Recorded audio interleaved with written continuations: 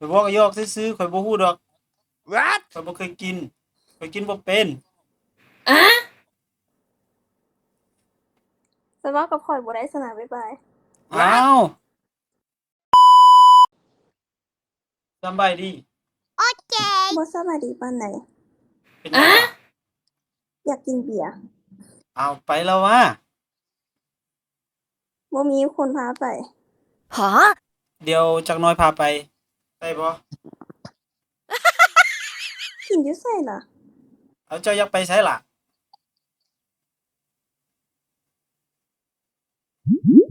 เอา ยังบ่ฮู้เทื่อ เจ้าอยากไปไสเดี๋ยวนี้เจ้าอยู่ไส อยู่อยู่บ้าน What? อยู่แถวใดเอ้าข้อยบ่ฮู้สิพาเจ้าไปไสแล้วเจ้าบ่บอก อยู่แถวทงโป่ง อ้าวบ่ฮู้แล้วบัดนี้อ่า อยู่นครหลวง นครหลวงว่ะอ้ายคนเวียดนามบ่ฮู้ คนเวียดนามบ่ฮู้น่ะ แม่นโอ้ยข้อยมาอยู่ลาวได้2ปี แต่เจ้าเว้าลาวคอดเนาะ หายเรียนภาษาลาวมาก่อนหายภาษาลาวน้อยหนึงได้น้อยหนึง แล้วภาษาเวียดนี่บ่ได้เลยแม่นบ่ ภาษาเวียดก็ได้น้อยหนึง เอ้าฉันคนเวียดคือได้ภาษาเวียดหน่อยหนึง เอ้ามาอยู่ลาวดนแล้วเด้ได้น้อยห ข้อ นึ ย ง กับลูกซอดเวียด เอาภาษาเวียดได้บ่ล่ะ บ่ได้พ่อบ่ได้อยู่สอน อ้าวลูกสอดจังได๋ล่ะบ่ได้ภาษาเวียดบัดนี้ตายแล้ว เอ้าพ่อบ่ได้สอน บ่ได้สอนก็ฮู้บ่ว่าเจ้าบ่เคยไปเวียดล่ะ บ่เคยไป ตอนนี้พ่อก็อยู่เวียด แต่บ่ได้ไปอยู่นำพ่ออยู่นำแม่ อ้าวโอเคโอเคโอ้ยเจ้าอยากไปกินเบียร์อยู่ไส อยากไปกินเบียร์อยู่ผับ ผับใด ผับผับใดก็ได้ ผับใดก็ได้หวะ แม่น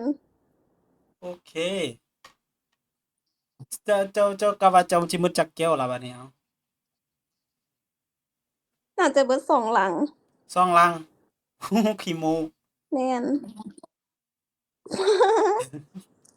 แต่ยังบ่ทันได้รู้เลยว่าคนลาวกินเบียร์เก่งนะ โอ้ยเก่งก็บ่ฮอดปานนั้นดอกเป็นสิไปหมดสองลัง โฮดโฮด ขี้โม้บ่ต้องบ่ตัวอ้ายบ่เชื่อดอกอ้ายบ่เชื่อดอก เจ้าจักปี จักปีวะเจ้าคิดว่าเขาจักปี 22 อืม เท่าใด สิ30แล้ว แต่คิดว่าข้อยจักปี 17ข้อย21แล้ว สะตัวที่บ่หน้าคือเด็กน้อยอยู่ ข้อยเกิด2005 โอเคโอเคซะนะโอ้ว่าอยู่กินเบียร์ฮอดสองลังชิบหายแล้ว ตายแล้วแบบนี้ ก็กินเบียร์ทั้ง2หลัง โอเค แต่อย่าเขาคิดว่าเจ้าสิน็อกตั้งแต่จอกทำอิฐแล้วเขาเบิ่ง ข้อยเรื่องเหล้าเรื่องเบียร์ข้อยที่หนึ่งเบียร์ข้อยก็กินได้2กลุ่มเอ้ยเหล้าข้อยก็กินได้2กลุ่ม เราปน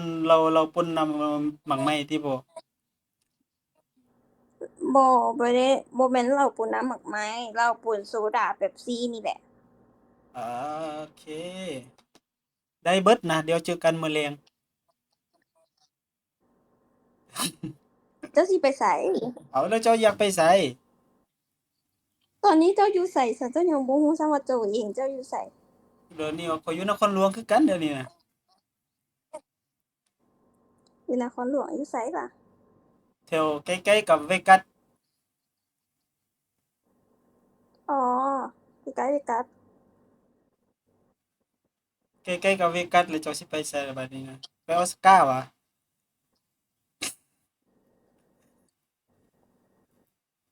บ่มักนะออสการ์น่ะ โอเคไปบอกหยอกซื่อๆข่อยบ่ฮู้ดอกข่อยบ่เคยกินข่อยกินบ่เป็น แต่ว่ากับข่อยบ่ได้สนะบ๊ายบาย อ้าว